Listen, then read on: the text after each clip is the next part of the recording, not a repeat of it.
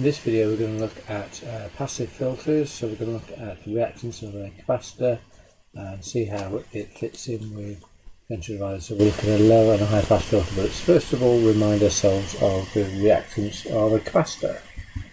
So we use the formula 1 over 2 pi fc, and we can see that at low frequency the reactance of a capacitor is massive, and then as you go up in frequency it starts to come down. Okay, that comes down a little. Comes down like so. Okay, so let's just look at an example. So we put the values in: 1 over 2 pi times by 100 hertz times by 200 nanofarads. Then we get a reactance of a capacitor of 7.96 kilohertz, so almost 8 kilohertz. Now if I go up by a factor of 10 in terms of frequency, then I don't actually need to work it out. It instantly goes down by a factor of 10. What am I doing? I've got the units wrong on the last part. There we go, I just corrected that, kilo ohms. So it's gone down by a factor of 10, so that's, that'd be 796, so 800 ohms, and then if we go down again, then we're down to 79.6 ohms.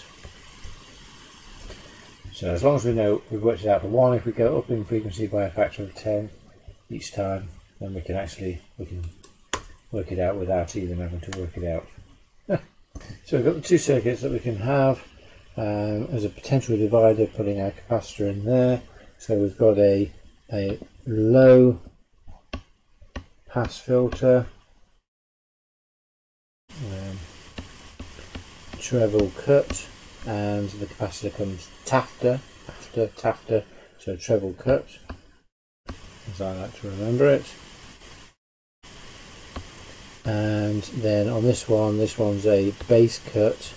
The capacitor comes before the resistor. So this one must be a high pass. Okay, so what do these two mean? Well, low pass means we're going to let the low frequencies through, and then we're going to attenuate the high frequencies, i.e. the gain of the high frequencies is going to reduce. We're never going to get rid of them. On this one here, high pass, so it's the high frequencies that are going to get through, and the lower frequencies are going to be attenuated. With these circuits, the gain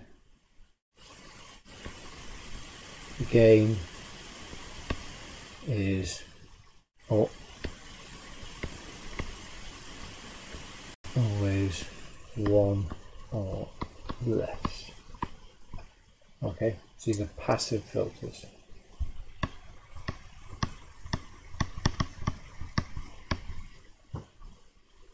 So we look at our potential divider, and we're looking to work out what the output voltage is, as we would do with one of these filters. Then let's just remind ourselves we're interested in voltage across this resistor, so it's R2 over R1 plus R2 times by our V in.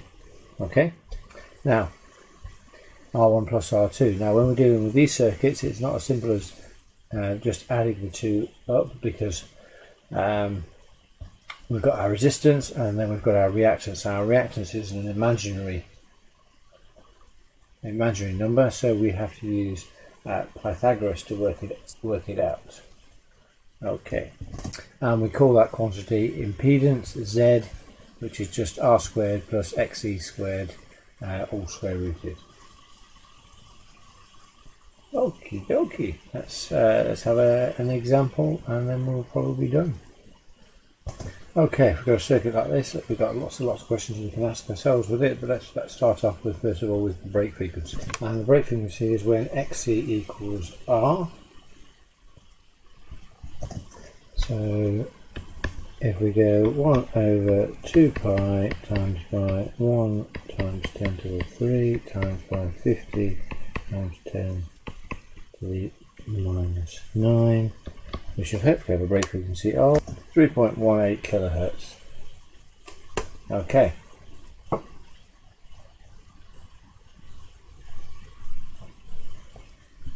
So next of all, if we calculate V out at the break frequency point, which is also defines where our bandwidth of our circuit is, then it's 1 over root 2 V in, 70% approximately of V in. So I'm going to do it more accurate, but yeah, you could do it at 70%. Equals 7.07 volts. 70% would have been fine. Okay. So two new things there. Okay. What else can we work out? Well, there might be some other points where we want to work out what the output is going to be. So we need to use our equation for impedance.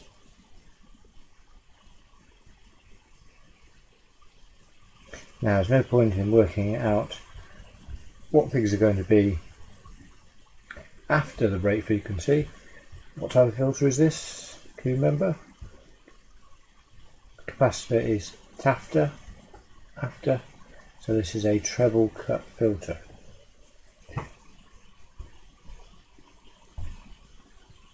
This is a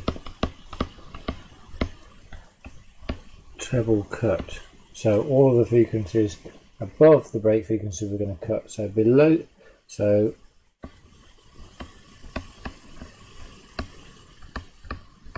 below the break frequency. The gain is approximately 1 because this is a treble cut filter.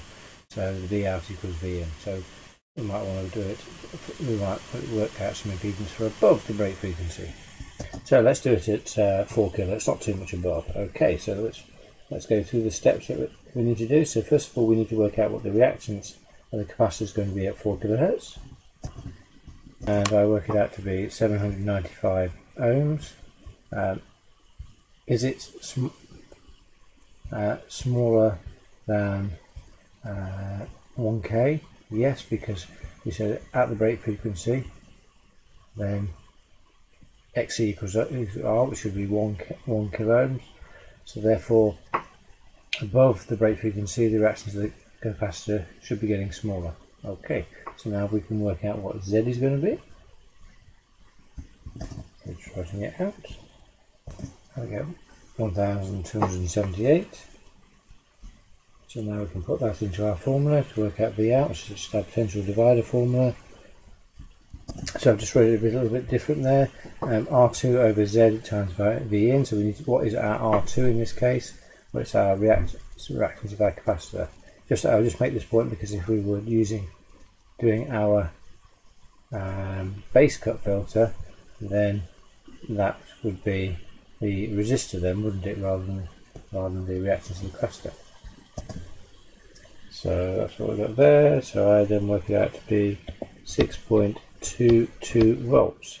Okay, is it less than what we had at the break frequency? Yes, so we've got an indication that we're going in the right direction. Okay, and we'll do exactly the same scenario if we were doing with a base cut. Okay, if we're going to draw a frequency response of this, we'll do it on log and then we'll do log linear. Okay, so we've got frequency along the bottom and then our gain at the side. So I decided to draw voltage at the side because if I do it at gain then it's a bit boring. So let's do voltage at the side. Okay, so we're doing it on log. We can do an approximation on one of these. So first of all we need to identify the break frequency. So our break frequency was 3.2 kilohertz. So there's 1 kilohertz, 2, 3, so approximately 3.2. Okay, so we can then put a cross there like so, and then we can have our line because that's our voltage. Our voltage out up to the break frequency is going to be approximately 1, and a gain of 1, so we're going to have 10 volts out to there. And this is only the approximate method. Then what we can do is draw a line down at 45 degrees. Can you just take a pause for a minute? So there, I've drawn a line down at 45 degrees.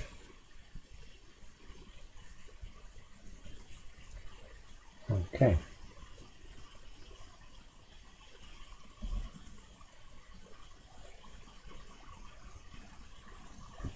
A little top tip, I did actually sort of do it because it was using voltage gain of 10, 3.2. What I did was actually I put a mark at 32 kilohertz, which then allowed me to draw my line down at 45 degrees. So a little top tip there.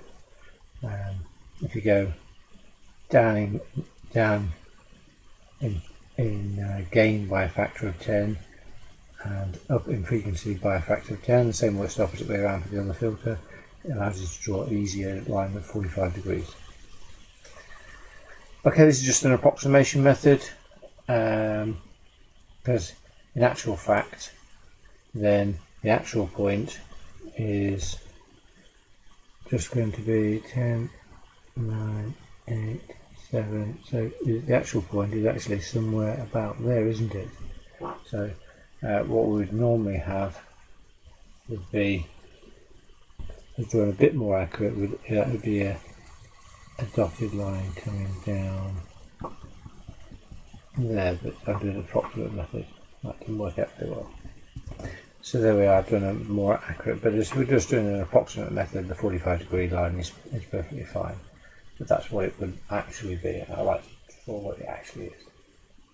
Okay, because it helps us then, if we know that, when we're drawing it on log linear. So drawing it on my log linear, so try to keep sort of the scaling along the bottom here pretty similar.